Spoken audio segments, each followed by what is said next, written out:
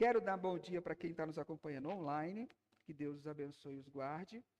E vamos junto aqui para essa vibe aqui. Nós estamos terminando hoje uma série chamada Se a Vida Te Der Limões. Qual dessas mensagens dessa série foi mais que você se lembra e que mais te impactou? Eu vou falar aqui quais foram, tá bom? Nós falamos sobre o limão da traição, o limão do desafio, o limão da perda, o limão do fracasso, o limão da crise, o limão da mudança. E hoje nós vamos falar sobre o limão da fraqueza. Dessas aí, você que ouviu, que acompanhou a série, qual dessas que mais te marcou? Qual limão que mais te marcou? Fala pra mim. Se falar que você não lembra de nenhuma, eu vou ficar muito bravo da vida. Qual limão que mais te marcou? Só falar o limão. Hã? Todos. Foi tudo limão amargo. Qual limão que mais te marcou? Fala pra mim, compartilha comigo. Ou você não lembra? Da mudança? Júnior foi da mudança. Legal. Eu mandei uma enquete para você no grupo de WhatsApp. E a enquete para a gente começar a mensagem de hoje é essa que vai aparecer aqui. Você já experimentou uma limitação ou fraqueza que desejava profundamente superar? Você já... recebi o presente, recebi a fotinha da Moana.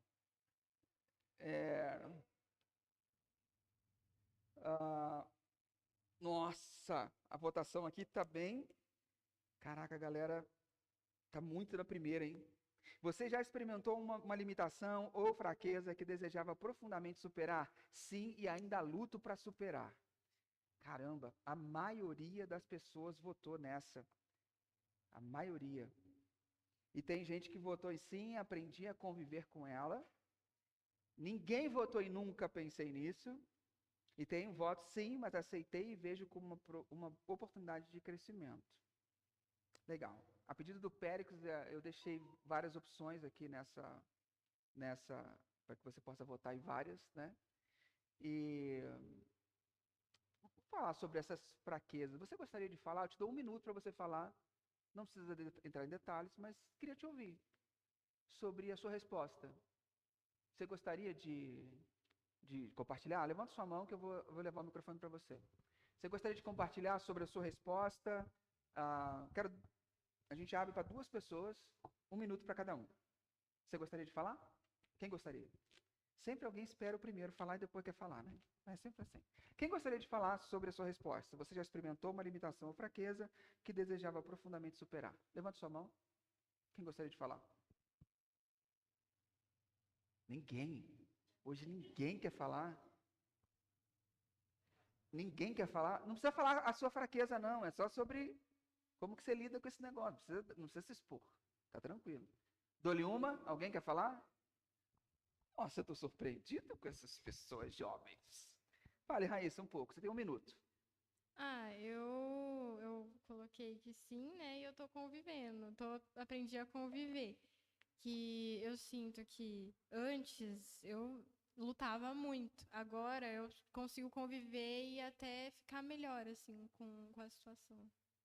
Legal. Tá melhor. Bacana. Obrigado por compartilhar.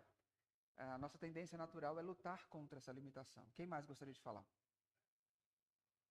Quem? Júnior vai falar? Então, tem que fazer uso da prerrogativa do microfone. Fala aí. Eu também ainda luto muito, porque aí vem assim, a primeira fase dessa luta e frustrações da questão aí que eu luto, vem o lutar sozinho, né? Aí você vem domingo após domingo, domingo após domingo, e Deus está falando assim, não é para você lutar sozinho. Só que aí que vem a grande questão, por isso que eu falei do lance de mudança, para mudar essa chavinha, para a gente caminhar e a gente achar, não, eu vou superar isso, é algo muito, assim, não é cristão isso. A caminhada com Cristo tem que ser junto com Ele, porque a gente não tem essa capacidade. Então, muito tempo eu coloquei assim, ainda luto para superar, porque É uma forma como Deus vai moldar, porque não é só uma coisa que a gente tem aí, que no caso das minhas limitações, são várias. E aí quando a gente entende que a gente quer ser gente de verdade, daí a gente entrega aí para Deus e começa a saber como é que é superar isso daí. Não é sozinho. Legal, interessante. Dois aspectos diferentes que nós trouxemos, que foi trazido para a gente. O aspecto de agora eu consigo lidar com isso, e o aspecto de que eu preciso lutar, mas eu não preciso lutar sozinho. Eu quero te dar uma perspectiva diferente sobre suas fraquezas hoje. E se eu disser para você que você não precisa superar suas fraquezas? Se eu disser para você que talvez as suas fraquezas, ou parte delas, seja um instrumento de Deus para construir algo novo em você. Para apoiar isso, eu quero construir um raciocínio, uma mensagem com vocês, ok? Eu vou te trazer exemplos, eu vou te trazer Bíblia, princípios, e depois no final, você decide o que você faz com a sua fraqueza, tudo bem? Você me dá esse voto? Ok. Eu quero te contar uma história de uma menina chamada Bethany Hamilton. Já ouviu falar dela? Bethany Hamilton era uma mulher, uma menina na época em que ela sempre surfou e um momento da vida dela, um tubarão mordeu o braço dela. Ela perdeu o braço, exatamente. O tubarão mordeu o braço dela e ela, uma menina de 12 anos mais ou menos, perde o braço. Cara, como é que faz? Essa menina não desistiu, ela através da fé, apesar da sua limitação, ela reencontrou o propósito de superação, inspirando milhões de pessoas. Inclusive foi feito um filme sobre a vida dela, que a Rosana citou, que é muito interessante. E através desse filme ela inspira muitas pessoas a como conviver com a sua fraqueza. Porque a fraqueza dela, a não ser que Deus faça crescer outro braço, e eu creio que isso é possível, mas a não ser que isso aconteça, ou uma prótese robótica entre no lugar, ela teve que conviver com essa limitação. E essa limitação não a impediu de fazer parte de um filme, de ter feito um filme sobre a vida dela, de continuar surfando, de criar família e de viver a vida. A limitação física que ela não escolheu aqui, mas se tornou um ponto de partida para a missão dela de inspirar e fortalecer a fé de milhões ao redor do mundo. Foi feita uma pesquisa no Brasil pelo Instituto Ipsos, em 2023, que revela que 80% dos brasileiros se sentem frustrados com suas limitações pessoais. Isso quer dizer que a maioria de nós aqui, quando olha para nossas limitações, se sente extremamente frustrado e infeliz. Verdade ou mentira? Você faz parte dos 80 ou dos 20? Eu faço provavelmente dos 80, muito em algumas áreas da minha vida, provavelmente. Provavelmente. Eu não atingi esse nível, né, de soberania, mas isso mostra que todos nós somos limitados, temos um grau de frustração e um grau de limitação grande na nossa vida. Não sei de que forma ela chegou na sua vida, mas ela chega em nossa vida, estaciona e você pode dar multa, chamar reboque, e muitas vezes ela não sai. A frustração permanece. Paulo também enfrentou uma frustração dessa. Ele enfrentou uma limitação, que ele chama no texto que nós lemos de espinho na carne. Ele fala, Deus me deu um espinho na carne, um mensageiro de Satanás para me atormentar, para me esbofetear. E ele pede para Deus remover esse espinho, mano. E ele fala, Senhor, tira este espinho da minha vida, aleluia. Ele ora com sapatinho de fogo, sem sapatinho de fogo, ora em línguas, ora sem línguas, ele ora de tudo quanto é jeito. Quando fala que ele orou 3 vezes, pode ser que ele tenha feito 3 orações, ou dá um sentido de completude, porque 3 é o número da Trindade, 3 é um número, 3 e 7 na Bíblia, 3, 7 e 12 são números perfeitos. Então dá uma ideia de que ele orou bastante sobre aquilo, e Deus falou, não vou tirar. Não vou tirar. Deus falou, não vou tirar esse espinho da sua carne. Deus escolheu deixar. Então, as nossas fraquezas podem ser oportunidades para que o poder de Deus venha a se manifestar na nossa vida. E o primeiro ponto que eu quero compartilhar com você aqui é que a humildade é a verdadeira força sob controle. Ou humildade verdadeira é a força sob controle. Muitas vezes, no nosso país, nós entendemos que humildade é algo, tem a ver com simplicidade ou pobreza. Quando a gente vê uma família pedindo ajuda, fala assim, nossa, aquela família é muito humilde. Porque a gente acaba confundindo humildade com pobreza. Aquela família pode ser pobre, mas ela pode ser extremamente orgulhosa. Porque pobreza e humildade não andam juntas. Tem muito pobre orgulhoso e muito rico humilde. Concordam comigo, sim ou não? Ok. Então, humildade não tem a ver com falta de grana, com falta de ascensão social. Humildade é uma disposição interna. Olha o que Paulo fala nesse texto. Eu vou reler para você. Olha o que diz, do versículo 1 a 3. Fala assim, é necessário prosseguir com os meus motivos de orgulho.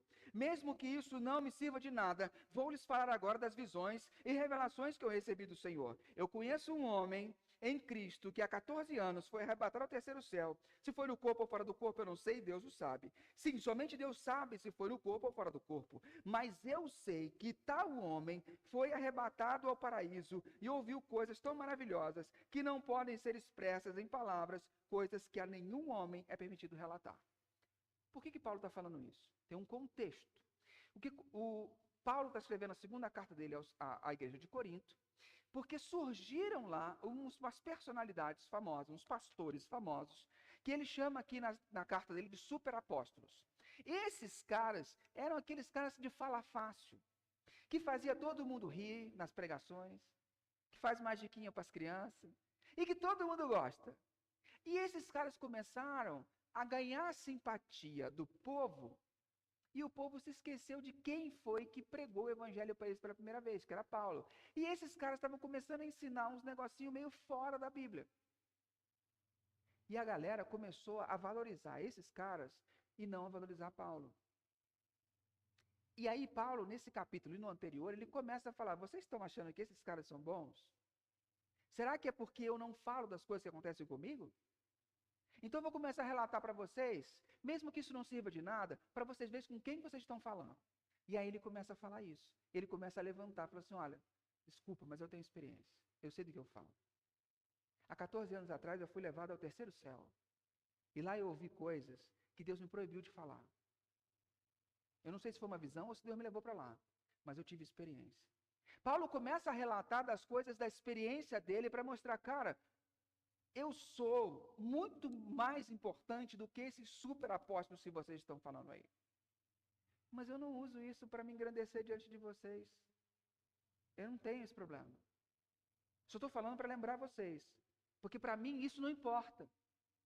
Não é o trabalho que eu ocupo, o cargo que eu ocupo, a empresa que eu trabalho, quanto eu tenho na conta, que muda. Isso não muda nada. Paulo tinha uma ciência muito grande de quem ele era. Ele não, em outra carta ele diz, para mim não importa o julgamento que vocês me dão e não importa o julgamento que eu me dou. Nós falamos sobre isso em janeiro, na série A Melhor Versão de Mim.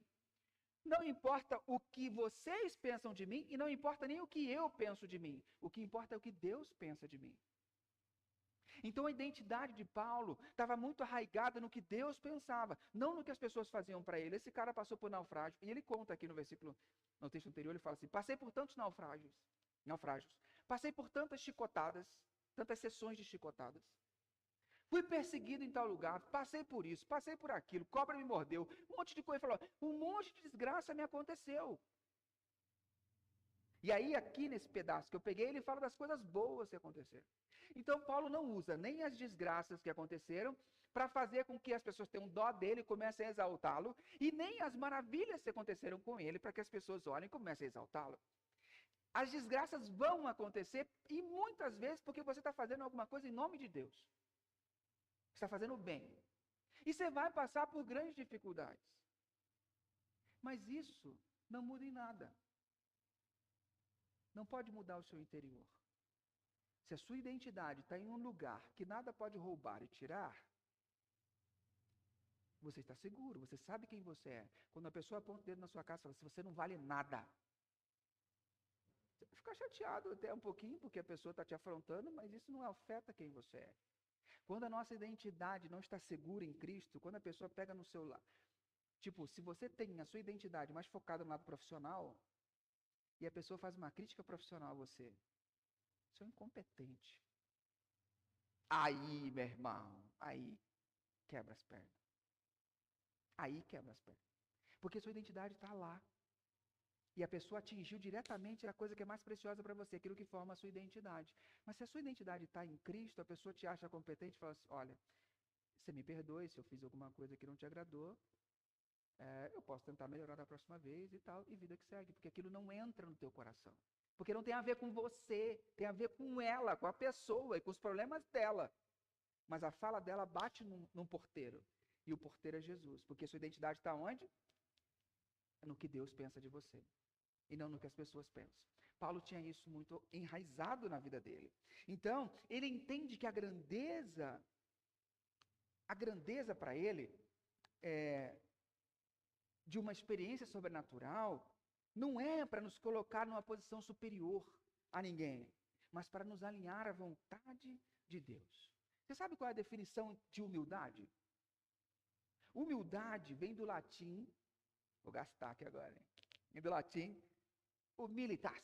Não sei se a entonação é essa, porque eu não estudei latim. Grego e hebraico um pouco, mas latim zero. Então, humilitas, que é derivado de humus. Humus, que é terra ou solo. Em alguns lugares, traduz humus como terra fértil.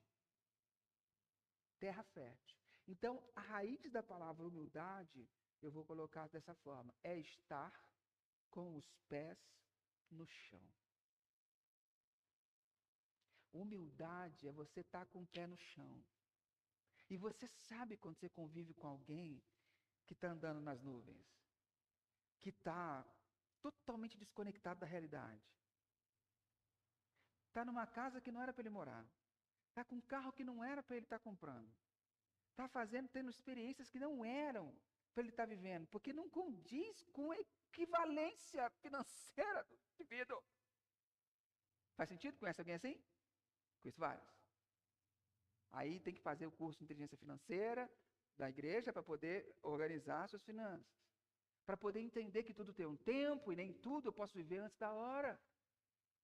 E às vezes acontece esse tipo de coisa. Então, humildade é eu estar com o pé no chão, é reconhecer a minha dependência de Deus. Eu posso estar em cima da carne de sol, em cima da carne seca.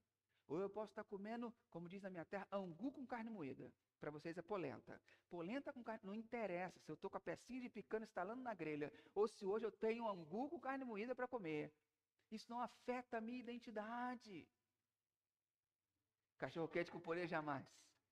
Mas se for a única coisa que tiver para comer, né? Fazer o quê? A vida bandida. Então, porque no Rio, cachorro-quente não tem purê, e a gente abole o purê. Então, Paulo, mesmo tendo tido grandes revelações, ele escolhe não se exaltar, ele direciona o seu reconhecimento para Deus. Humildade, querido, não é fraqueza. Ser humilde não é ser fraco. Ser humilde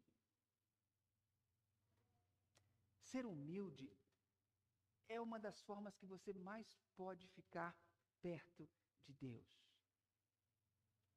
Ser humilde é uma força que reconhece que Deus é a fonte de tudo. A humildade te gera dependência de Deus. Por mais que você tenha poder aquisitivo, ou que você possa conquistar, você dá graças a quem? A Deus. Mas foi você que trabalhou. Mas foi você que juntou o dinheiro. Mas quem me dá o fôlego de vida toda manhã é Ele. Quem cuida dos males que eu não percebi que chegaram até a minha vida foi Ele. Então, por causa dele, eu dou glória a Ele. Eu trabalhei, eu suei, minha mão está rachada por isso. Eu li, eu estudei, eu fiz. Beleza. Mas por quê? Porque Ele me deu condição. Humildade faz isso. Agora, a pessoa que não é humilde, ela entende que tudo que acontece ao redor dela é fruto do seu esforço, do seu trabalho. E ela não consegue fazer essa conexão. Ela conecta o esforço dela, a saúde dela, à conquista.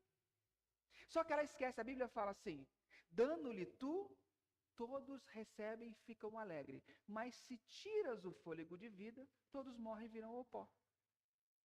O que isso significa? Que, cara, se Deus não operar por trás das cortinas, você não tem o emprego que você tem, você não tem a conquista que você tem, você não tem nada que você tem. Se você quer viver na ilusão de que você é o grande conquistador das coisas, tudo bem. Está tudo certo.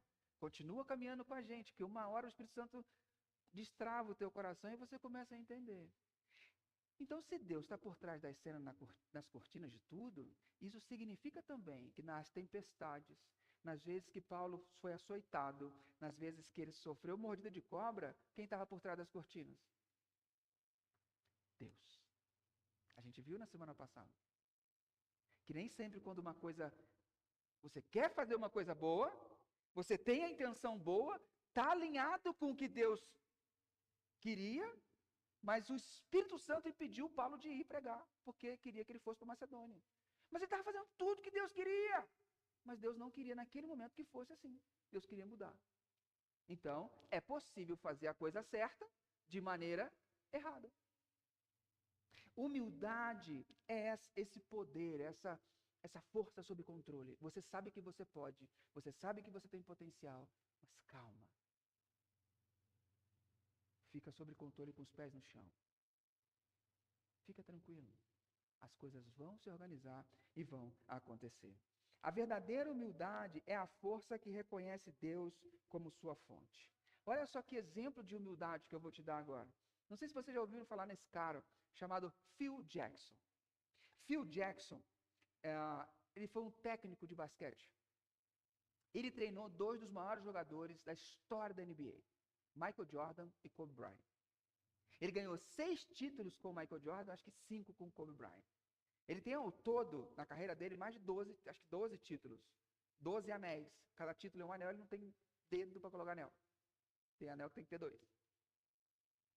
Só que Phil Jackson, ele é conhecido por ser um exemplo de liderança humilde.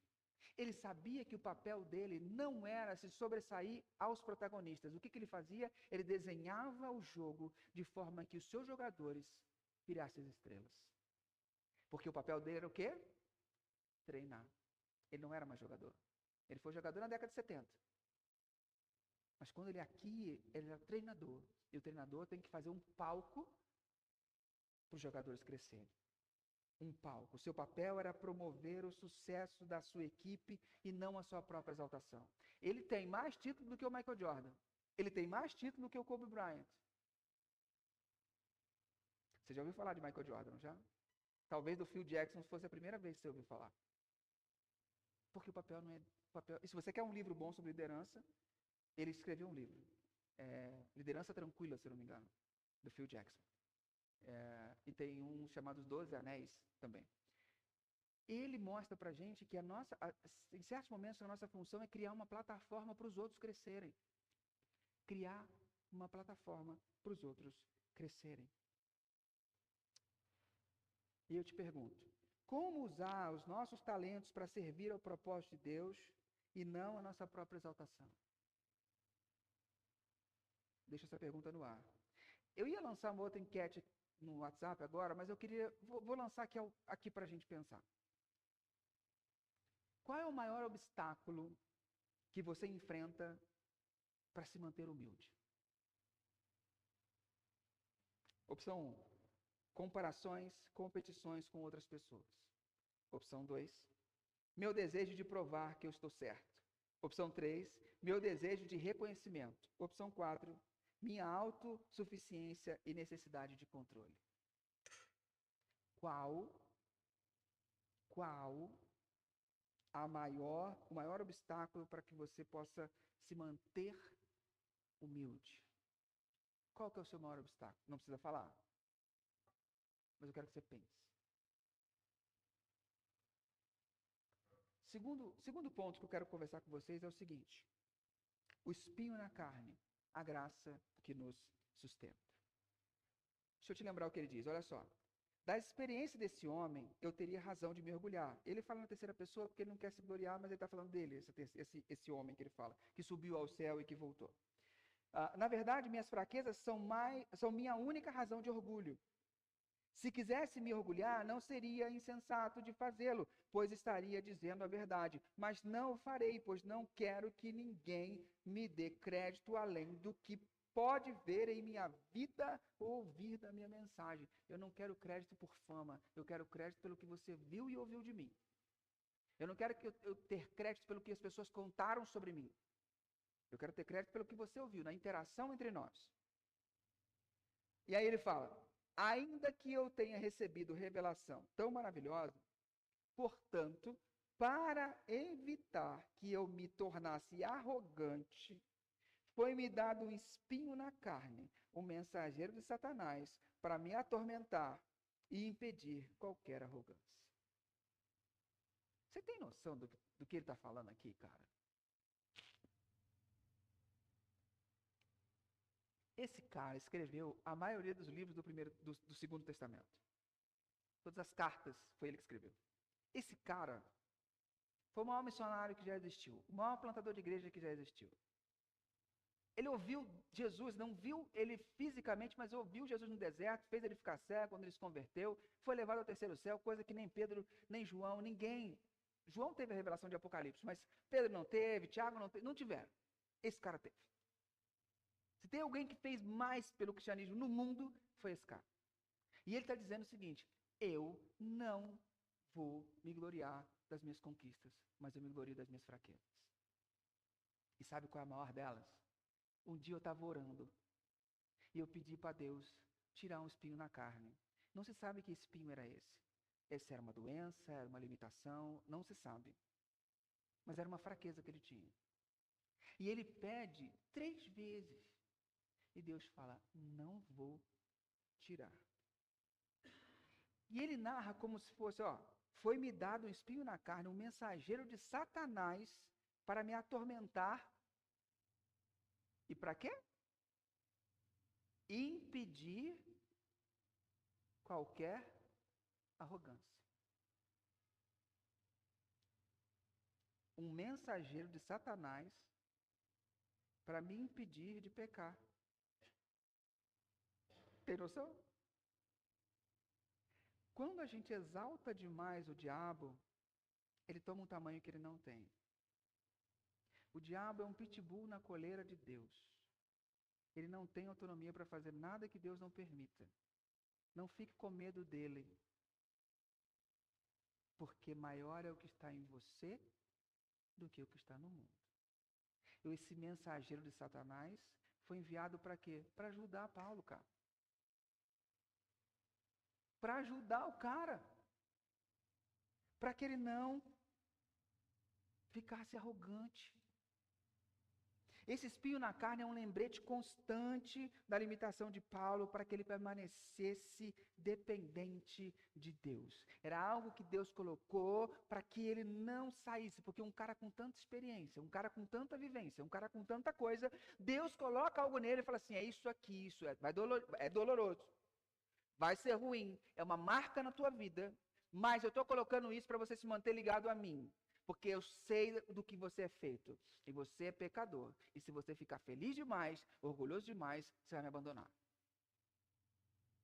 Tem um provérbio que o cara fala assim, Deus, eu não peço a Deus que me dê muito, para que eu ganhando não me esqueça de ti. E não me peço a Deus que me dê pouco, para que eu receba e reclame de você. Peço que me dê o suficiente. Esse cara sabia da identidade dele. Ele sabia do risco que ele corria. Está entendendo? Está começando a entender por que algumas coisas aconteceram na sua vida? Por que algumas coisas acontecem na sua história? Por que você demorou tanto para chegar onde você está hoje? Por que você teve que dar uma volta danada, igual o povo de Israel no deserto, 40 anos em círculo, para poder chegar na Terra Prometida? Que em um mês andando ele chegava. Mas eles ficaram. Está entendendo? Às vezes Deus faz isso com a gente. Por quê? Porque se Ele te der a bênção que está prometida para você, se Ele te der o patamar de vida que Ele quer para você, se Ele te der aquilo que está reservado para você, quando você ainda está imaturo, você vai se tornar arrogante, vai se voltar as costas para Ele, vai esquecer dele.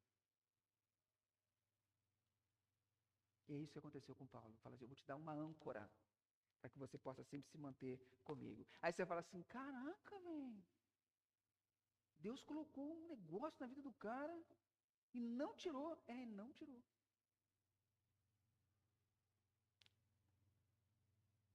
Está começando a identificar alguns padrões, algumas coisas na sua vida? Tem gente, cara, que não pode ficar feliz demais, que faz merda. Eu conheço vários, cara. É ficar feliz, é botar a cabeça para fora d'água, faz besteira. Aí Deus tem que tratar o cara ali, ó. Sabe? No espelho d'água. Porque se ele crescer, ele já vai. Aí vai. Tem gente que não pode ficar triste demais, que já é tendencioso a se suicidar. Deus está sempre dando uns tapinhos, igual a gente faz com criança. Vamos, isso aqui. Porque se cair demais, não pode. Então, a gente toma decisões horríveis quando estamos tristes demais e decisões horríveis quando estamos felizes demais. Então, se você ganhar na loteria amanhã, fica 30 dias sem gastar o dinheiro. Pensa primeiro. Eu lembro de uma vez, cara, eu fiz uma besteira na minha vida. A gente tinha um carro quitado, lá atrás. Um carro quitado. Era um Celtinha, prata. Pé de boi. Direção travada, não era direção hidráulica. Normal. Mas estava quitado, cara. Ganhamos um aumento. cara. Qual a primeira coisa que você faz quando ganha um aumento? Você faz merda. O que eu vou fazer com esse dinheiro? Vamos entrar numa parcela? Aleluia! Meu Deus! Eu não tinha cabeça. Guarda o dinheiro. Faz sua reserva de emergência. Se cuida. Não, entrei numa parcela de R$ 1.500 num Fox, a perder de vista. Gente do céu. Eu aprendi tanto com isso. Tanto. Eu não entendo de motor de carro, mas se você quiser comprar carro, vem falar comigo, porque eu sei todos os caminhos para te dar. Ó, você vai falar com essa pessoa, você vai fazer isso, você vai fazer assim, assim, assim. É assim que vai acontecer. Pra você não tomar golpe, é assim, fala com ele, conversa com ele. Ó, esse carro é assim. Eu sei tudo. Eu aprendi tudo. Fabi agora, deu PT no carro da Fabi, graças a Deus, né? Naquela enchente, entrou água no carro dela, deu PT, perda total. Ela tem que comprar outro carro. O que ela fez? Rodrigo, dá um help para mim, preciso comprar um carro. O que eu faço? Ela estava com dinheiro, mano. Ela podia chegar e sair comprando o carro que quisesse, dentro daquele valor. Mas não, ela parou, pensou, eu preciso estudar, eu preciso de um carro. Que seja... Aí eu falei, então você vai pensar assim, o carro que você precisa é assim, ele é grande, é pequeno, ele é alto, ele é baixo, como é que é? Nessa linha que você quer, esses aqui são os concorrentes, tal. Você vai estudar aqui, ó, vou te colocar em contato com esse cara vai te explicar sobre cada um dos carros, blá, blá, blá. Sabedoria. Buscou sabedoria.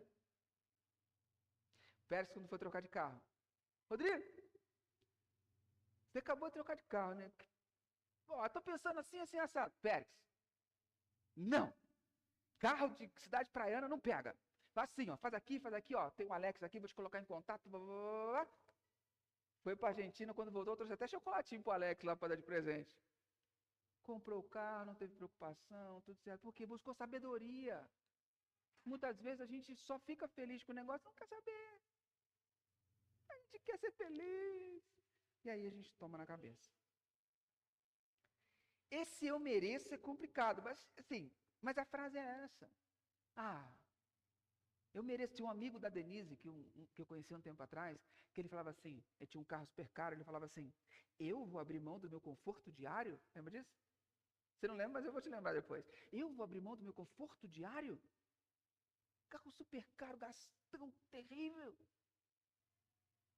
Cara, não raciocina. Então a gente busca sabedoria. A gente tem que aprender a buscar sabedoria. Às vezes esse espinho na carne vem para que a gente possa aprender a simplicidade. O Peter Scazzero, no livro Espiritualidade Emocionalmente Saudável, que eu indico para você ler, ele faz uma releitura da escala da humildade de São Bento e ele coloca em 8 passos. Eram 12 na escala de São Bento e ele coloca em 8 passos, 8 degraus de uma escada para você atingir a humildade. Ele fala, degrau número 1, temer a Deus e estar ciente da sua presença. Primeira coisa. Degrau número 2, fazer a vontade de Deus. Busque a vontade de Deus. Degrau número 3, deseje submeter-se à instrução de outros. Busque sabedoria. Ouça e acolha conhecimento. Degrau número 4, ser paciente em aceitar as dificuldades. Isso a nossa geração de pirona não quer saber. Que para tudo tem um paracetamol, uma neosaldina e um ibuprofeno. Nós resolvemos com isso. Nós temos estoque disso em casa. Qualquer dorzinha de cabelo, qualquer dorzinha, toma de pirona, toma um ibuprofeno, toma um paracetamol. A gente perdeu a capacidade de lidar e de resistir à dor. Degrau número 5.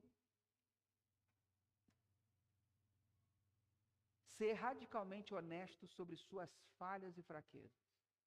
Nós usamos muitas máscaras. Nós não queremos ser honestos com as nossas limitações. Nós não pedimos desculpas. E quem sofre com isso são as pessoas mais próximas de nós. Porque não ouve nossas desculpas, ouve nosso silêncio. Você fez besteira, fez errado, mas pedir desculpa você não pede. Parece que tem gosto de vinagre, né? Descendo quadrado. Você não fala. Você fica em silêncio. Tem gente que é tão sorrateiro, no bom sentido, que faz assim, errou, mas não pede desculpa. Faz o prato que a pessoa mais gosta, compra um presentinho, faz alguma coisa, mas pedir desculpa, não. Jamais. E quando a gente se esforça a se expor a esse tipo de exercício, não, eu preciso me humilhar. Eu preciso pedir perdão, eu preciso pedir desculpas. Eu preciso chegar no restaurante, por mais que eu esteja pagando, tratar bem o garçom, tratar bem o atendente. Porque não é porque eu estou pagando que eu posso humilhar as pessoas. Eu preciso me sujeitar a isso. Aprender. Isso me transforma numa pessoa mais humilde. Estar profundamente ciente de que você é um pecador. A única diferença de você que está aqui dentro, para quem está lá fora e que não está nem aí para Deus, é que você sabe que você é pecador e tem perdão. Porque a gente erra do mesmo jeito, cara. 7. Isso para as mulheres é complicado. Falar menos. Porque a mulher é mais vocal, é normal. Mas fala menos. É difícil? É difícil? Mas fala menos. Ouve mais. E a última escala é transformar-se, o último degrau, transformar-se através do amor de Deus. O amor de Deus vem nos transformar. Caminhando para o fim, querido. Aonde a fraqueza é aceita, a graça opera. Aonde a fraqueza é aceita, onde ela é reconhecida, sua limitação é reconhecida, a graça de Deus, ela opera. Você já ouviu falar no Nick Vujicic? Nick Vujicic nasceu sem os braços e sem as pernas. Sofreu bullying, enfrentou tentações na infância. Aos 10 anos ele tentou suicídio. Mas ele encontrou um propósito. Ele encontrou propósito e força em Deus e se tornou um palestrante conhecido mundialmente, mostrando o poder de Deus em meio às limitações. Depois você procura vídeo desse cara. Tem vídeo que ele é colocado deitado, ele levanta sozinho. Sem braços, sem pernas. Ele se levanta sozinho para mostrar para as pessoas, ele prega, ele instrui. Talvez muitos de nós, ao se deparar com essas limitações, ele casou e foi prolífero lá. 4 filhos. Muitos de nós, ao deparar com certas limitações, queremos extirpar as limitações da nossa vida. Mas Deus pode transformar suas limitações, suas fraquezas em algo extraordinário, para abençoar muitas pessoas. Em vez de pedir a Deus que elimine as limitações, que tal buscar como que Deus pode ser glorificado por meio das suas fraquezas? Que tal não se livrar delas? E ver como que Deus pode trabalhar nisso. Último ponto que eu quero trabalhar com você hoje é o poder de Cristo na nossa fraqueza. E aí Paulo vai dizer, em 3 ocasiões eu orei a Deus para que removesse esse espírito da minha carne. Mas ele disse, a minha graça é tudo o que você precisa. O meu poder opera melhor na fraqueza. Cara, olha a resposta de Deus, velho. Olha a resposta de Deus. Não vou remover. A minha graça te basta. O meu poder opera melhor quando você está fraco. E aí Paulo continua. Portanto, agora fico feliz em mergulhar das minhas fraquezas, para que o poder de Cristo opere por meu intermédio. Por isso aceito com prazer fraquezas, insultos, privações, perseguições e aflições que eu sofro por causa de Cristo. Pois quando eu sou fraco, então é que eu sou forte. Essa é uma resposta de Deus difícil de engolir pra caramba. O cara se matou por Deus em tudo que ele fez, apanhou, passou por naufrágio, fez tudo. Entregou a vida para Deus. E ele pede uma coisa para Deus. E Deus fala, não vou dar. Muitos de nós abandonariam Deus. Muitos de nós, como os filhos mais velhos da parábola do filho pródigo, vai falar assim, eu tenho trabalhado para você como escravo há tantos anos aqui, e você não me responde uma oração. Uma oraçãozinha. Mas a pessoa, quando é madura e é humilde, ela entende que de Deus só pode vir coisa boa. Ela passa a tentar entender o porquê que Deus está permitindo isso na vida dela. E Paulo começa a falar, então agora eu fico feliz nas minhas dores, fraquezas, às vezes que eu sou rejeitado, às vezes que eu sou humilhado. Por quê? Porque é nesse momento que Deus me exalta. Eu não preciso fazer nada. O próprio Deus me exalta. E eu sei que Ele é bom. Ele me levou ao terceiro céu. Ele me falou coisas indizíveis para as pessoas. Não posso contar para ninguém. Foi segredo de Deus para mim. Eu sei que Ele é bom. Eu sei que Ele é bom. Então, por mais que eu tenha sido escorraçado, passado por... Na mensagem da semana passada, quando a gente conversou, se você lê um capítulo depois, de tudo que Paulo fala, que ele vai para que Deus fala assim, vai para Macedônia e prega. Um capítulo depois ele está preso. Ele foi preso, chicoteado lá, e à meia-noite ele começa a cantar salmo de lamento. Deus colocou o cara na direção e o cara foi preso. Ele não reclama, ele aprendeu a lidar com essas coisas. E aí, tem um termo aqui nesse texto que fica difícil para a gente, passa batido quando a gente fala, o poder de Deus, o meu poder, opera melhor na fraqueza. O termo usado aqui no grego é dunamis, da onde vem a palavra dinamite. E essa palavra é poder, indicando uma força sobrenatural. Esse poder divino é mais evidente aonde a nossa força não alcança. O que Paulo está dizendo, o que Deus diz para Paulo, ele fala assim, quando você estiver sem força e não conseguir operar, ali você vai experimentar um poder sobrenatural meu que você nunca viu na vida. Ali o meu poder vai ser melhor. Ali você vai ver eu agindo. Quando as suas esperanças se forem, quando você baixar a guarda, quando você não conseguir caminhar, ali, filho.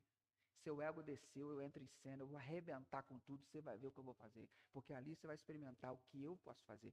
O meu poder opera melhor quando você sai de cena. Quando você diminui.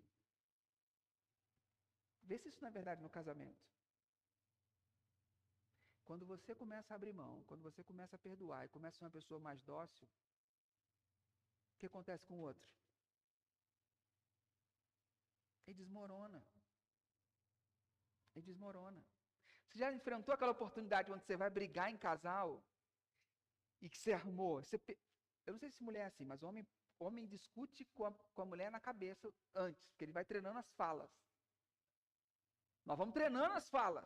É quando chegar de frente, mano. É por isso que vocês, quando vê algumas pessoas, já chegam aí. É porque, assim, ele está discutindo com você o dia inteiro, na cabeça dele. Tá ligado? Aí, quando você chega em casa à noite e fala, quero conversar, a primeira coisa que sai da boca é assim, sabe aquele trem? É porque ele está discutindo, ele está com raiva, ele desconta e você fala assim, meu Deus, de onde veio isso? Porque a gente passa o dia inteiro discutindo. Já aconteceu com você isso aí? Confesso, fala a verdade. A gente discute dentro da cabeça. Sabe esse momento que você vem com um trem, fala... E você até imagina o que você... Se a pessoa responder, o que ela vai dizer, você já tem as respostas corretas? Manja? Ah, Jesus, sossega aí. Não é aqui não. Não é aqui não. Tá tudo certo aqui. Então, quando você tem esse tipo de discussão e você desencarrilha como se fosse um trem, e a pessoa chega assim, verdade, cara, você tem razão, me perdoa. Cara, tinha mais 8 perguntas para bater na lata do argumento. O cara se rendeu na primeira, você fica sem ação. Aí o que acontece? Deu um remorsinho. Não, bem, não é bem assim, eu também errei. Entendeu? Aí começa, o quebrantamento começa a girar, porque o poder de Deus opera aonde você sai de cena, quando você é mais fraco. Pode testar isso em qualquer tipo de relação. Porque quanto mais você caminha para Deus, mais próximo das pessoas você vai ficando. O poder de Deus opera melhor quando você sai de cena. Quando você abre mão de justiça, quando você abre mão de fazer vingança, quando você abre mão e você faz o que Jesus faria, perdoa. Perdoa. Então, vamos redefinir força e fraqueza. No reino de Deus, a fraqueza é uma oportunidade para que o poder divino se manifeste. As suas fraquezas não são suas limitações, simplesmente. São oportunidades para onde você sai de cena e Deus opere. Por exemplo, você ouviu falar nesse cara aqui? Deixa eu adiantar que eu já... Essa frase aqui. O poder de Cristo é mais evidente onde nossa força se esgota. Quem já viu o filme do Homem de Ferro? No filme de Homem de Ferro, o que acontece? Após uma grave lesão, o Tony Stark faz o quê? Repensa a sua vida. E ele passa a viver com uma limitação. Qual é a limitação dele? Ele tem que andar com a bateria de carro do lado dele, porque tem um monte de coisinha dentro do corpo dele que está caminhando para o coração. E a bateria ligada aqui no peito afasta esses negocinhos de metal que não andam na corrente sanguínea dele. Por isso ele cria aquele reatorzinho e coloca no peito para que ele possa se manter vivo. O que ele faz com a limitação dele? Ele cria tecnologia e a partir da tecnologia, da sua limitação, ele se torna o herói. Ele se torna alguém mais consciente, altruísta. Ele usa sua força e inteligência para servir, mostrando como uma limitação pode nos tornar melhores. Ele se torna homem de ferro. Por que ele se tornou homem de ferro? Porque ele passou a conviver com uma limitação que ele não desejou. Ele se torna humilde. Porque antes ele era imortal. Dinheiro compra tudo. Agora, tinha pedaços de metal dentro da corrente sanguínea dele que iam para o coração. E se chegasse lá, poderiam matá-lo. Ele se tornou mortal. Ele tinha medo. Ele teve um contato direto com a possibilidade, com a brevidade da vida. Isso torna as pessoas mais humildes. Não esconda suas fraquezas. Permita que Deus use essas limitações para que o poder de Cristo se manifeste. Eu quero dar um exercício prático para você nessa semana, se você quiser fazer. O exercício é o seguinte: reserve 5 minutos diários para refletir e orar sobre uma limitação específica que Deus talvez tenha colocado na sua mente hoje. E em vez de pedir para Deus removê-la, peça para que Ele transforme uma oportunidade para demonstrar sua graça. E você pode usar essa frase de oração: Senhor, em minha fraqueza, que a tua graça me sustente e que o teu poder se aperfeiçoe. Comece a tentar usar isso a seu favor. Lidar com as suas limitações. Porque a maior limitação de todas foi experimentada por Jesus na cruz. A maior demonstração de poder que a gente já viu foi revelada nessa expressão de fraqueza, a cruz. Jesus se entregou completamente naquela cruz, sendo o mais poderoso do universo. E a sua fraqueza nos trouxe vida. Por causa dele, no que ele fez, eu posso ter forças para poder olhar e falar como Paulo disse: quando eu sou fraco, então é que eu sou forte, porque o poder de Jesus se aperfeiçoa em mim. E eu sei que se ele deu a própria vida para me salvar, o que mais ele não faria para cuidar bem de mim? Então, se eu saio de cena e deixo ele ocupar o maior espaço, eu tenho a certeza de que ele vai cuidar de mim. O Evangelho nos chama a confiar não em nossas capacidades, mas na dependência de Cristo. Hoje você é chamado para descobrir a força verdadeira que nós encontramos em Jesus.